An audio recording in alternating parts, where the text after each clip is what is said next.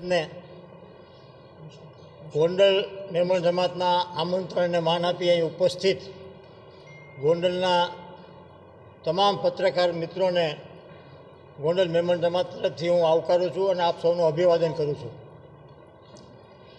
તારીખ 11/12/2024ના રોજ ગોંડલ મેમણ જમાતખાનામાં મોડી રાત્રે ગોંડલ સિટી પોલીસ સ્ટેશન દ્વારા જુગાર અંગેની રેડ કરવામાં આવેલ હતી.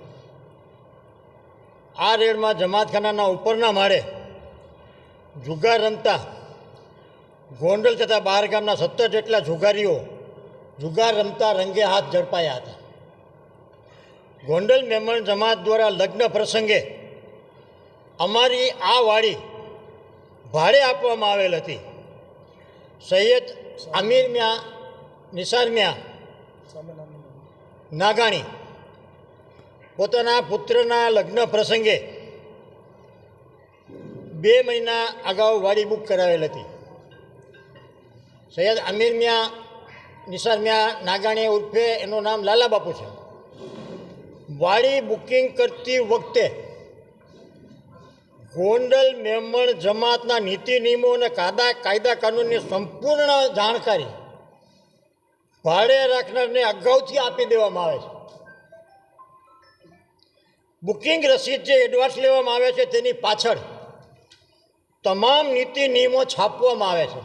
તેના પ્રૂફ છે અમારી પાસે, બધું છે, આપણે ભેગું જ રાખ્યું છે. ઉપરાંત વાડીના ગ્રાઉન્ડમાં જાહેર નોટિસ બોર્ડ ઉપર પણ ગોંડલ મેમણ જમાતના તમામ નીતિ નિયમો અને શરતો જાહેર બોર્ડ ઉપર પણ બોર્ડ મૂકવામાં આવેલ છે. જમાતખાનાના ગ્રાઉન્ડમાં તમામ કાનૂની પ્રક્રિયાની જાણકારી આપવામાં આવે છે. તમામ નીતિ નિયમોનું સંપૂર્ણપણે પાલન કરવાની શરતે બુકિંગ લેવામાં આવે છે. રસીદ આપતી વખતે વાડી ભાડે રાખનાર આસામીને સહી અને સહમતિ લેવામાં આવે છે. ભાડે રાખનાર વ્યક્તિની સહી અને સહમતિ બધા કાયદા કાનૂનની જાણ કર્યા પછી, તેને વંચાવ્યા પછી અને અમારી શરતોને આધીન તેઓ બુકિંગ કરવા માંગે છે તેવી તેની સહમતિ અને સહમતિ દ્વારા એને અમે આપીએ છીએ. સહમત થાય ત્યાર પછી જ એને બુકિંગ લેવામાં આવે છે. તારીખ 10 તથા 11ના 2 દિવસ વાડી ભાડે રાખનાર સૈયદ લાલા બાપુએ તમામ શરતોનું પાલન કરવાની ભરપૂર ખાતરી આપ્યા બાદ તેમનું બુકિંગ કરવામાં આવેલ છે. છતાં પણ લાલા બાપુના નાના ભાઈ જાવેદ બાપુએ બહારથી તથા સ્થાનિક જુગારીયાઓને બોલાવી જુગાર રમાડવાનું હીન કૃત્ય કરી મેમણ જમાતની શરતોનું ઉલ્લંઘન કરી મેમણ જમાતની સાથે વિશ્વાસઘાત કરવામાં આવેલ છે. મેમણ જમાતની પ્રતિષ્ઠાને ખૂબ જ મોટું નુકસાન પહોંચે. મેમણ જમાતના ઇતિહાસની અંદરમાં આ પૂર્વે આવો કોઈ બનાવ હજી સુધી બનેલ નથી. આ પ્રકરણે અમુક સ્થાનિક મીડિયાના પત્રકારોએ મનગઢત સ્ટોરી ઘડી મેમણ જમાતને બદનામ કરવાના તમામ પ્રયાસો ઇરાદાપૂર્વકના તેમજ એફઆઈઆરમાં જે વિગત કે હકીકત છે જ નહીં છતાં પણ એફઆઈઆરને વાંચ્યા સમજ્યા વગર આ જુગાર મેમણ જમાત દ્વારા સંચાલિત હોય તેવું દેખાડવાનો હીન પ્રયાસ કરેલ છે. જેણે લખ્યું છે એને એફઆઈઆર વાંચી નથી, એફઆઈઆરનું પાલન કર્યું નથી. એફઆઈઆરમાં હોય તો આપણે સહમત છે કે આ તમે લખ્યું છે બરાબર છે. જાણે કે મેમણ જમાત જુગાર રમાડતી હોય અને મેમણ જમાત સંચાલિત હોય તેવું બતાવવાનો પ્રયાસ કરેલ છે. ઘણા વખતથી આ ક્લબ ચાલે છે અને જુગારીયાઓને સગવડો પૂરી પાડવામાં આવે છે તેવી મનગઢત સ્ટોરી ઊભી કરી સમાજમાં ખોટો ભ્રમ પેદા કરવાનો અને મેમણ જમાતને દોષિત દેખાડવાનો નાપાક પ્રયાસ કરવામાં આવેલ છે. આથી અમુક ચેનલના પત્રકારો સામે સમગ્ર મેમણ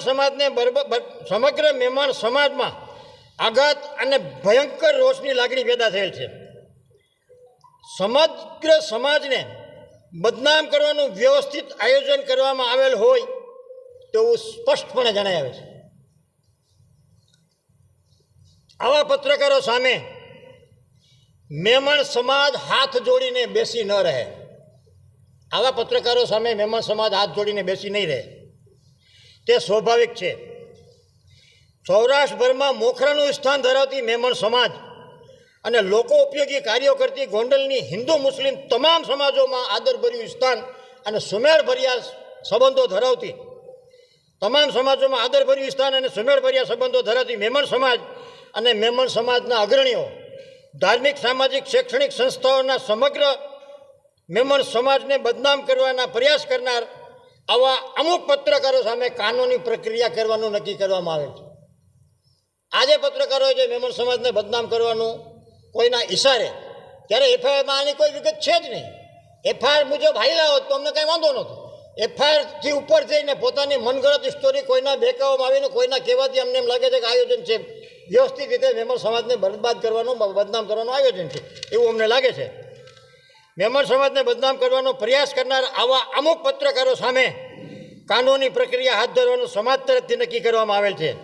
તે માટે સમાજ દ્વારા કાનૂની માર્ગદર્શન મેળવવામાં આવી રહ્યું છે અને ટૂંક સમયની અંદરમાં મેમણ સમાજ દ્વારા કાનૂની રહે આવા પત્રકારોની ઉપર અમુક જે પત્રકારોએ જે મનગઢત સ્ટોરી છાપી છે, મેમણ સમાજને બદનામ કરવાનો જે હીન પ્રયાસ કરેલ છે અને એનાથી મેમણ સમાજની અંદરમાં જે રોષ અને લાગણી છે જે એને અમારે ઉજાગર કરવાની હતી. એટલે આપ સૌને પત્રકારોને બોલાવી અને મેમણ સમાજની લાગણી અને માંગણી